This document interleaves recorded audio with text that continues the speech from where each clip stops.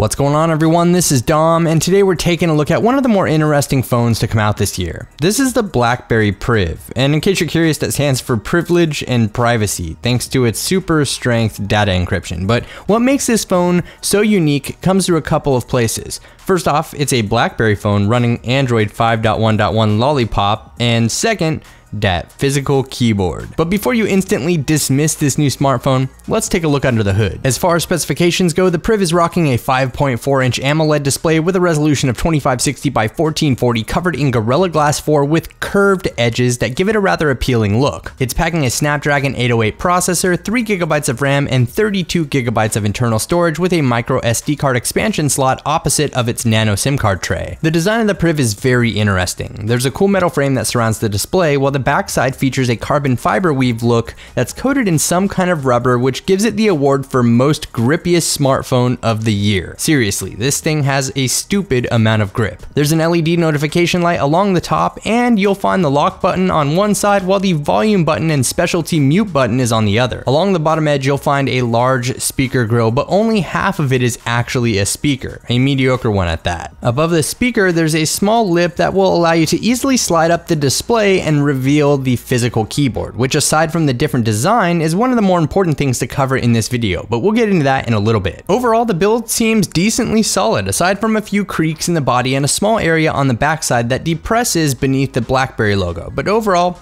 good job. As far as software goes, there's not a lot crazy happening here, and this is for the most part stock Android with some minor BlackBerry customizations mixed in. Now, aside from a few glitches and the occasional hiccup, software has been fairly smooth, but honestly it wouldn't hurt to have a couple of performance-driven updates here. The phone did get a bit warm as well under pressure, but nothing that worried me. Speaking of software, there are some cool features like a double tap to wake the screen, which is pretty common these days, but there are some awesome BlackBerry customizations baked in as well. First off, we have pop-up widgets, which when enabled will allow you to swipe up or down on an icon to pull up a floating widget for that app. And speaking of icons, the home screen settings actually allow you to select custom icon packs, which is a fantastic addition to BlackBerry's stock launcher here. The app switcher is a bit odd with its unique and somewhat confusing layout, but not too big of a deal to me. There are also a good amount of widgets available and even some app-specific shortcuts tucked away within the launcher. There's a section within the notification center that will allow you to easily focus on one app's notification by tapping on the icon above the list, which will hide all other unrelated notifications, and I found that to be pretty cool. Along with that, there's what BlackBerry is calling the productivity tab off to the side, which can be accessed with a quick swipe across the curved glass edge.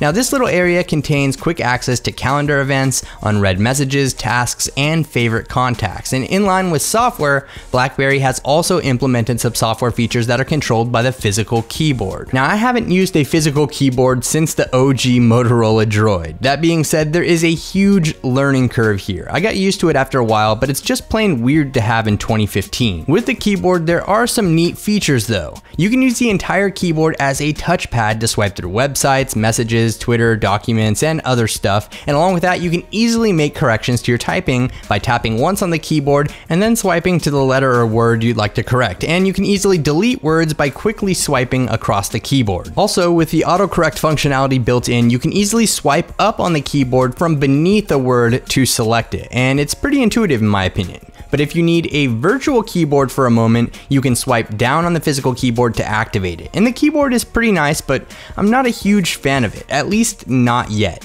And if physical keyboards aren't your thing, you can always leave it tucked away and type on the virtual keyboard, which is also pretty good as well, but that defeats the point of even buying this phone. Around the backside, you'll find an 18 megapixel camera packing optical image stabilization, and to my surprise, the camera was actually pretty good. I was pleasantly surprised by the photo quality here. The pictures are crispy, color reproduction seems fairly accurate, and the saturation levels seem, well, normal. Highlights do get blown out occasionally, but I mean, I was expecting much worse, so this was a breath of fresh air. Low light photos aren't fantastic, but definitely passable. Noise does tend to get a little high in dim conditions, which is the camera's weakest point, but I'd give the camera quality a B+ as far as ratings go, but video quality is a different story. 4K video recording is smooth thanks to optical image stabilization, and this camera shoots 4K 4K at 30 frames per second, which is pretty typical, but the quality wasn't fantastic, and I found some artifacts throughout the recordings, and it was just alright, I guess. Overall, I don't have a ton of complaints about photo quality, but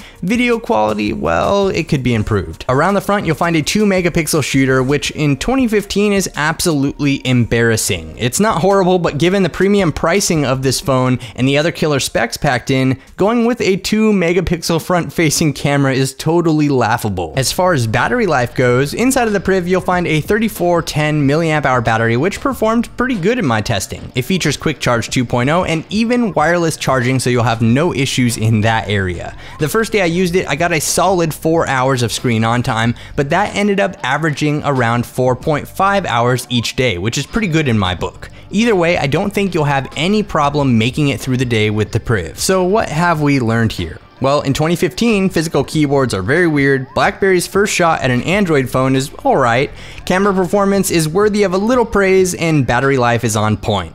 That about sums it up. Unfortunately, in order to give this dying company's last shot at a revival a chance, you'll have to dish out $700, which is a bit of a risk for anyone on the fence about this phone or the company behind it. And because of this, I doubt this will be the phone that saves BlackBerry, but at least it didn't go down without a fight. So if you enjoyed this review, feel free to leave it a thumbs up and subscribe for more like this in the future. Thanks again for watching, everyone. This is Dom, and I'll catch you in the next video.